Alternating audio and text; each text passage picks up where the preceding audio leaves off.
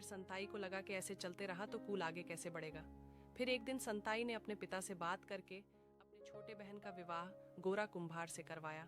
उसके बाद भी गोरा कुम्हार ने अपने दूसरे पत्नी को छुआ भी नहीं, ना ही उसके हाथ से भोजन। उन्होंने प्राशन किया।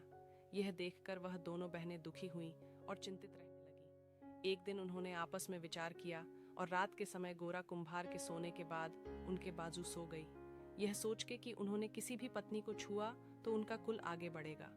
उस समय गोरा कुम्हार भगवान की रासलीला देखने में मग्न थे और इस सुंदर स्वप्न में उन्होंने अपने दोनों हाथ फैलाए और वो हाथ उनके दोनों पत्नियों के ऊपर पड़ गए। उनके स्पर्श से उनका सपना टूट गया और वो उठ गए। हैरान होकर उठ गए। उन्होंने कहा, हे विठ्ठल, मैंने क्या कर दिया? इन हाथों से मैंने अपने पत्नियों को स्पर्श किया। आपको दी हुई शपथ टूट गई। अब ये हाथ इस शरीर में रहने के लायक नहीं। वो उठकर बाहर गए और आरी पर हाथ रखकर उन्होंने अपने दोनों हाथ काट दिए। यह बात पूरे गांव में फैल जाती है। काम न कर पाने के कारण उन्होंने बहुत गरीबी का सामना करना पड़ता है। फिर एक दिन गांव में एक सज्जन विठोबा और उनकी पत्नी काम की तलाश में गोरा के घर जा पहुंचते हैं और काम मांगने लगते हैं।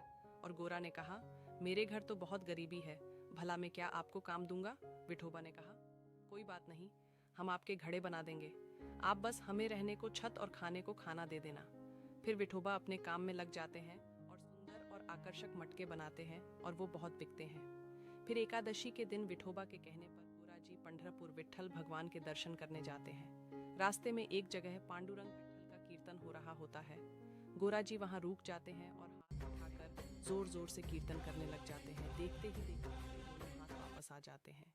ये चमत्कार देखकर सब लोग दंग रह जाते हैं। उसके बाद गोरा जी विट्ठल के दर्शन के लिए निकल जाते हैं तो देखते हैं कि विठोबा और उनकी पत्नी वहां नहीं होती है। बहुत ढूंढने पर भी वो नहीं मिलते तो मजबूरन उनको उनके बिना ही आगे निकलना पड़ा। पंढरपुर पहुंचकर गोरा जी अपने दोनों पत्नी के साथ विट्ठल भगवान के दर्शन करने मंदिर पहुंच जाते हैं। सब मंदिर में भगवान की मूर्ति की जगह विठोबा को पाते हैं और यह देखकर वह समझ जाते हैं कि जो उनके घर पर इतने दिनों से काम कर रहे थे वो और कोई नहीं बल्कि विट्ठल भगवान और रुक्मिणी थे। फिर विट्ठल भगवान उनका बच्चा वापस दे देते हैं और वो भगवान के दर्शन लेने के बाद वहां से चले जाते हैं। फिर गोरा कुम्हार अपने परिवार के साथ खुशी खुशी रहते लगते हैं।